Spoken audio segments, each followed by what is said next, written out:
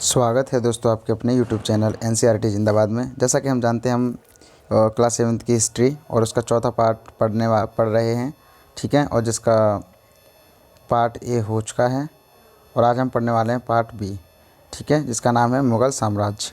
Okay, तो बिना time waste किए चलते हैं और अगर चैनल को सब्सक्राइब नहीं किया तो उसे कर लीजिए। देखो पढ़ते हैं। आज जो हमने यहाँ तक बात कर ली थी, ज़ब्त और ज़मींदार तक बात कर चुके थे हम लोग, ठीक है। ये रहा ज़ब्त और ज़मींदार।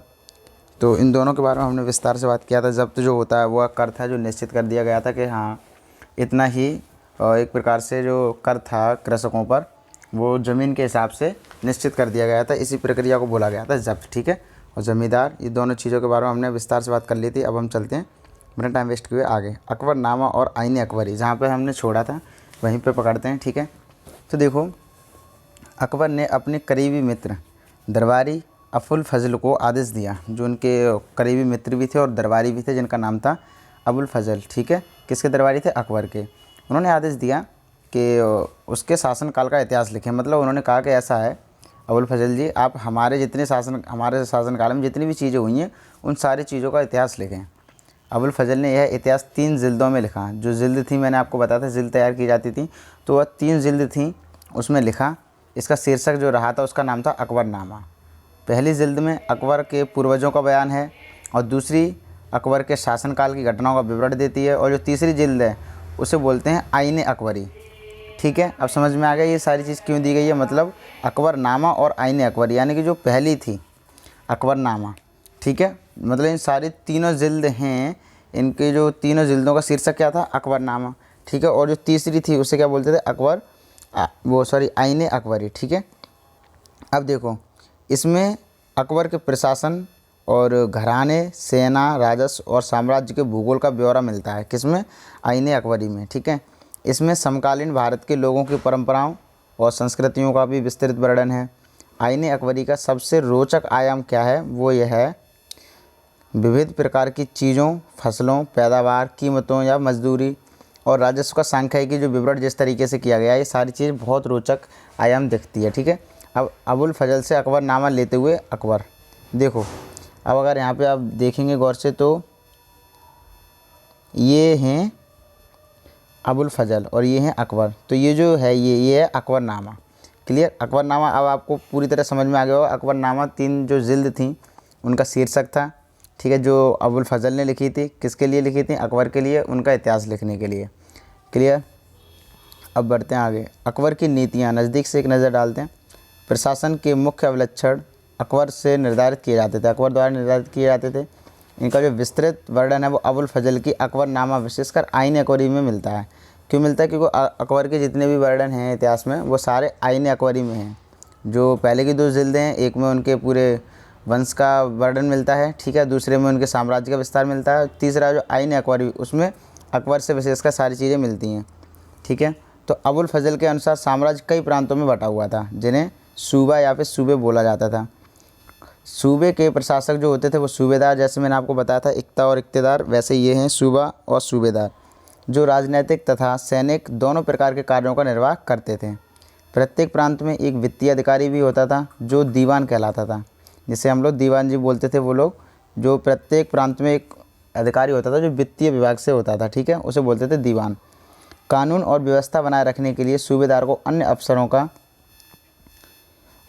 का सहयोग प्राप्त होता था, जैसे कि बख्शी। अब बख्शी किसे बोला जाता था? जो सैनिक वेतनाधिकारी होते थे, सैनिकों को जो वेतन देते थे उन्हें बोलते थे बख्शी। सदर होते थे धार्मिक और धर्मार्थ किए जाने वाले कार्यों के जो मंत्री होते थे उन्हें बोलते थे सदर। और अगर बात आती है फौजदार की तो ये सेना नायक होते थे। और कोतवाल, नगर का जो पुलिस अधिकारी होता है वो, इन सब का सहयोग प्राप्त होता था, ठीक है। अब बात आती है जहांगीर के दरबार पर नूरजहाँ का प्रभाव। जो नूरजहाँ थी उनकी वाइफ, उनका क्या प्रभाव रहता था जहांगीर के दरबार में? तो मेहरुन्निसा ने 1611 में जहांगीर से विवाह किया था। समझ के चलना। अब ये नया कैरेक्टर आ रहा है नूरजहाँ और मेहरुन्निसा। नूरजहाँ के बारे में पढ़ चुके, अब बात आती है मेहरुन्निसा के बारे में। तो मेहरुन्निसा ने 1611 में जहांगीर से विवाह किया और उसे नूरजहाँ का खिताब मिला। मतलब नूरजहाँ का अगर बेसिक नाम देखा जाए तो क्या था? मेहरुन्निसा, ठीक है। तो उन्हें बाद में क्या नाम मिला? नूरजहाँ। अब नूरजहाँ हमेशा जहांगीर के प्रति अत्यधिक वफादार रही और उसको समय समय पर सहयोग देती रही।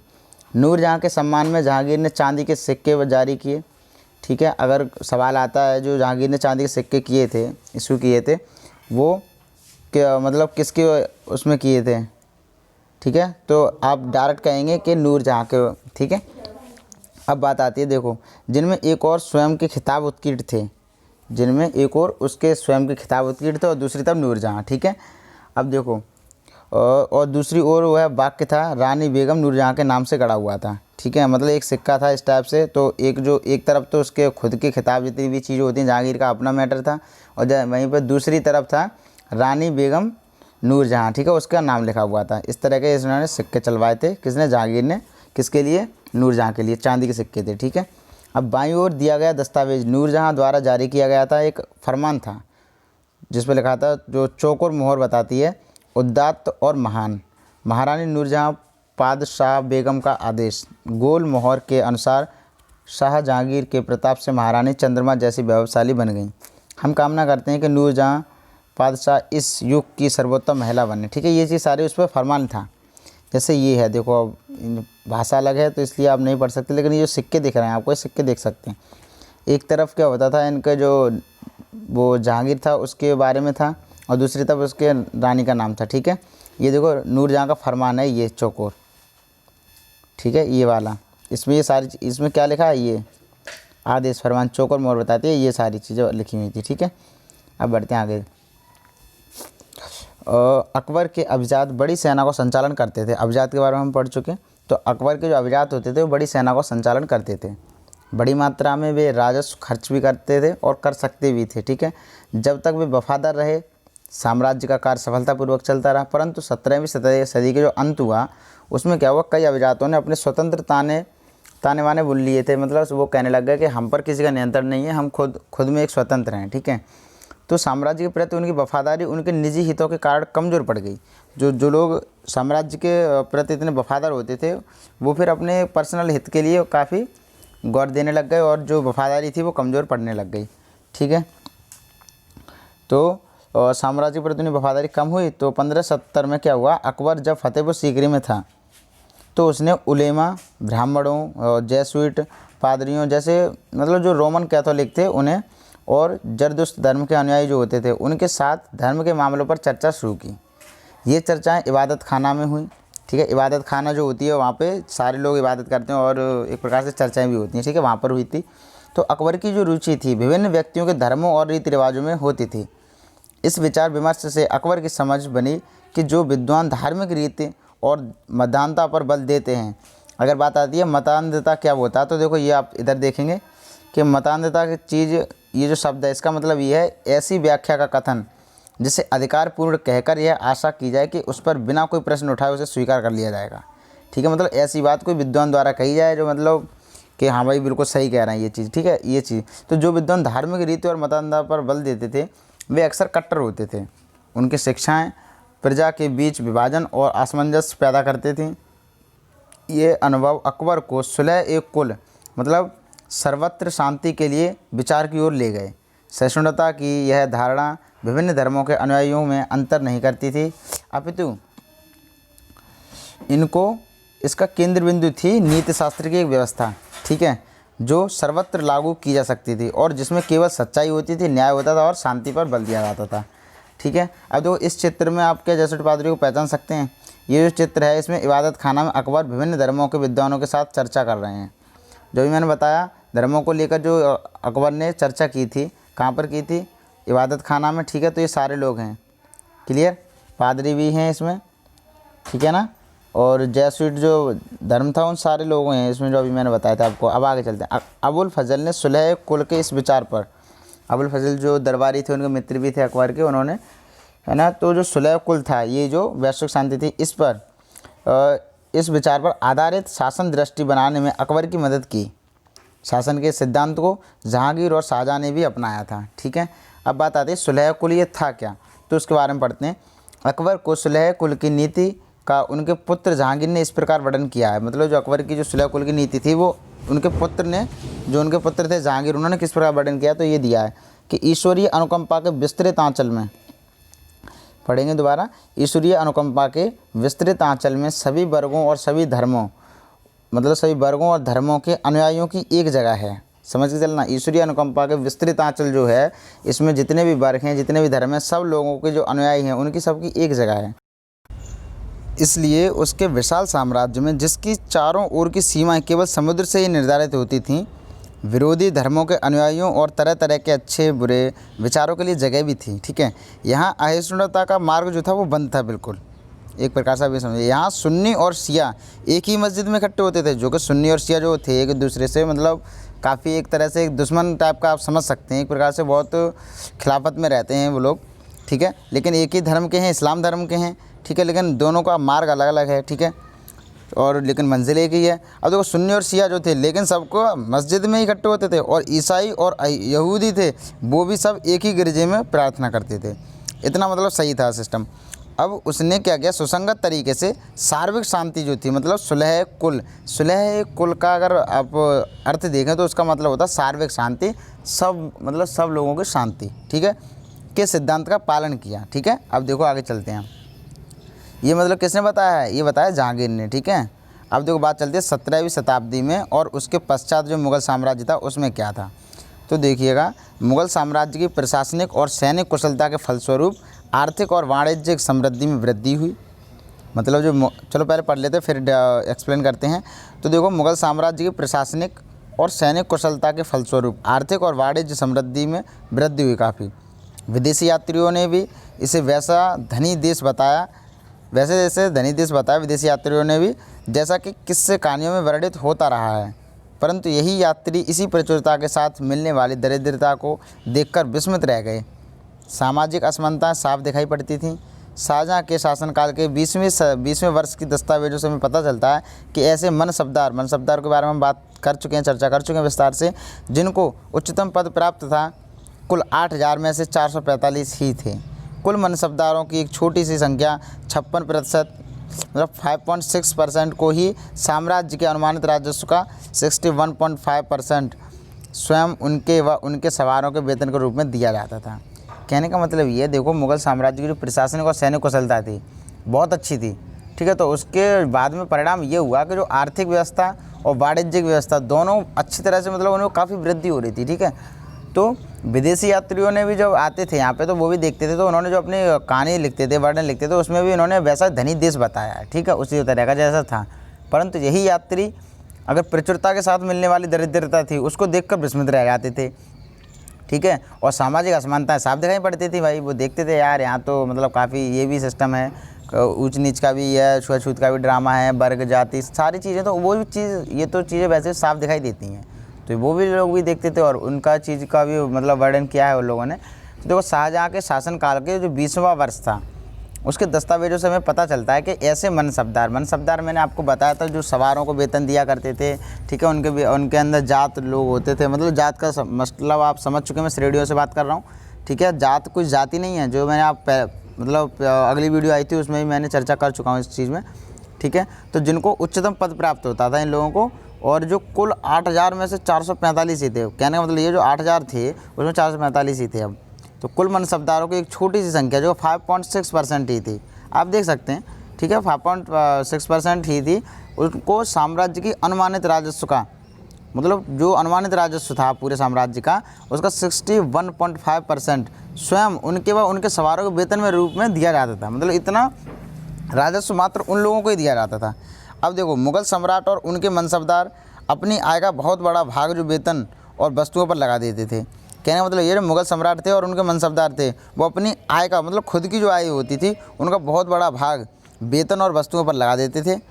अब इस खर्चे से शिल्पकारों और किसानों को लाभ होता था। शिल्पकार जो लोग थे और किसान थे उनको लाभ होता था भाई, चूँकि वे वस्तुओं और फसल की पूर्ति करते थे।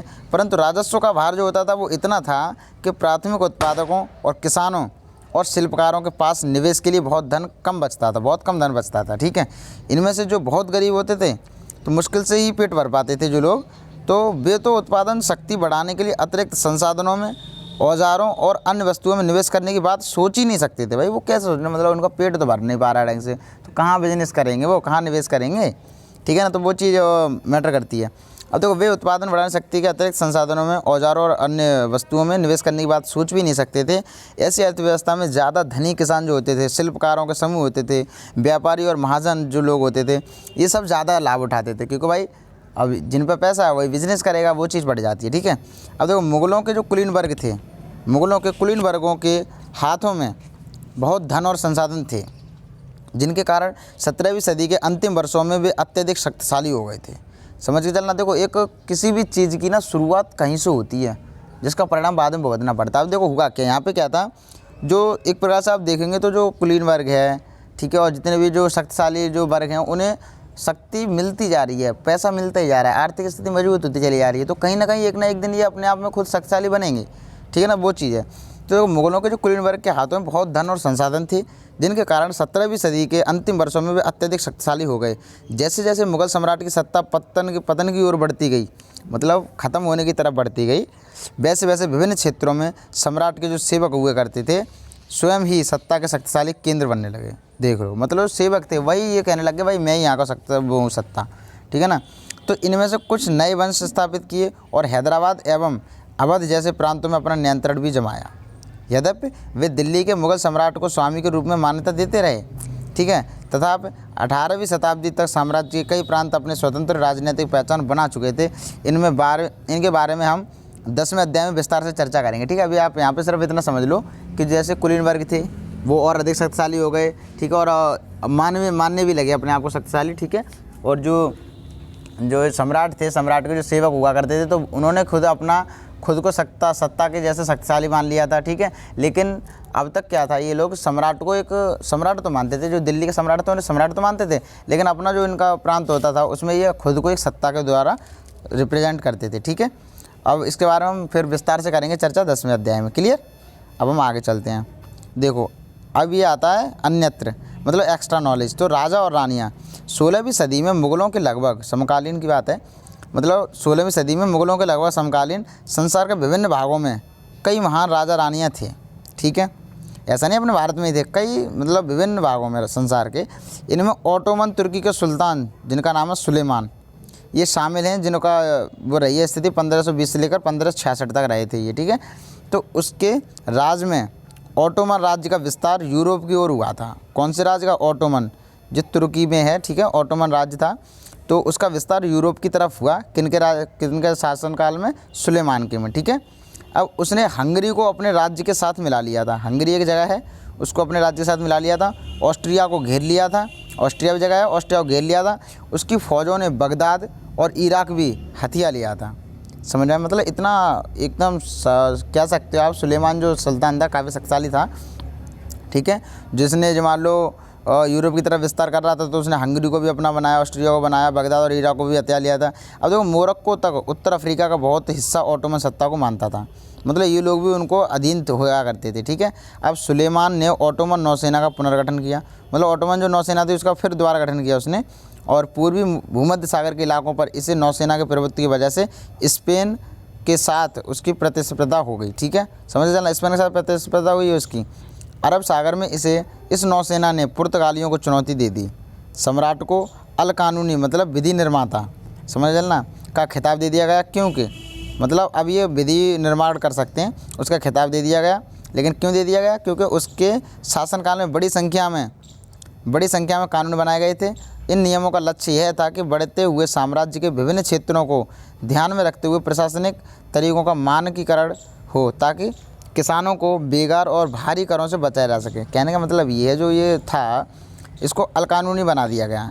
क्यों बना दिया गया? क्योंकि इसके शासनकाल में बड़ी बड़ी संख्या में जो मान लो नियम कानून बनाए जाते थे, तो उन्होंने सोचा तो इन नियमों का एक लक्ष्य होना चाहिए, जिससे कि इनके साम्राज्य में विभिन्न क्षेत्र जो हैं हमारे प्रशासनिक तरीकों का जो मानकीकरण है वो अच्छी तरह से हो।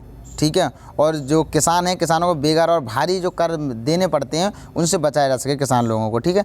तो आगे चलकर 17वीं शताब्दी में ओटोमन क्षेत्रों में सार्वजनिक व्यवस्था का पतन हुआ, मतलब ये सारी जो व्यवस्था थी उन सब का पतन हो गया ओटोमन क्षेत्रों में। तो सुलेमान कानूनी के काल को आदर्श शासनकाल के रूप में याद किया जाने लगा। मतलब देखो, ये जो सुलेमानी जो कानून काल था, इसी को बोला जाता है इतिहास में आदर्श शासनकाल के रूप में याद किया जाता है। ठीक है। अब देखो, अकबर के अन्य समकालीन शासकों के बारे में पता लगाएं। मतलब इन्हीं के समकालीन कौन कौन थे, तो जैसे इन्हीं के समकालीन एक तो यही थे 1526 से लेकर, ठीक है। तो कौन से थे, इनका नाम क्या था, सुल्तान सुलेमान, ठीक है, कहाँ के, तुर्की के। तो ऐसे इंग्लैंड के शासक रही रानी एलिजाबेथ जो कि 1558 से लेकर 1603, तो ये भी समकालीन है। ईरान का सफ़ाविद शासक शाह अब्बास 1588 से 1629, ये भी समकालीन है। और इनसे कहीं ज़्यादा विवादास्पद रूसी शासक रहा एक, जिनका नाम है जार इवान चतुर्थ बिस्लियावच, ये 1530 से लेकर 1584 तक रहे हैं, जो इवान दी टेरिबल नाम से कुख्यात हैं। समझ में आ गया, इवान दी टेरिबल के नाम से कुख्यात हैं। क्लियर। अब बात आती है, देखो ये एक्सरसाइज आती है और हमने सारी चीज़ ख़त्म कर लीजिए। अब जो कल्पना ये आप कर सकते हैं, फिर से याद करें, मनसब क्या था, मंगोल क्या थे, सिसोदिया राजपूत क्या थे, राठौर राजपूत क्या थे, नूरजहाँ कौन थी, सूबेदार कौन था। भाई मैं तो इनके बारे में कुछ जानता नहीं हूँ, ठीक है। मैं जितना जानता था मैंने आपको बता दिया, अब आप खुद देख लेना। हाँ भाई इनके बारे में और बता दो, आपको बीज शब्द तुम्हें दोबारा याद दिला दूँ, ये सारे पढ़े हैं कि नहीं पढ़े हैं। एक भी अगर ऐसा निकला जो मैं नहीं पढ़ाया तो मैं आपको बताऊँगा, ठीक है। मुग़ल पढ़ाया है, मनसब पढ़ाया है, मनसबदार पढ़ाया है, ठीक है। जागीरदार पढ़ाया है, जागीर पढ़ाई थी। जात पढ़ाई है, जात को कौन संभालते थे, मनसबदार, ये भी चीज़ पढ़ाई थी। सवार कौन होते थे, घुड़सवार कौन होते थे, सारी चीज़ बताई मैंने आपको। सुलह कुल ये थी, सरवाए शांति का क्या था, उसका माइंड से उतर रहा है, मतलब सबकी शांति, जो सुलह कुल अभी बताया था मैंने, ठीक है। ज्येष्ठाधिकार मैंने बताया था आपको, ज्येष्ठाधिकार और एकाधिकार के बारे में, ठीक है।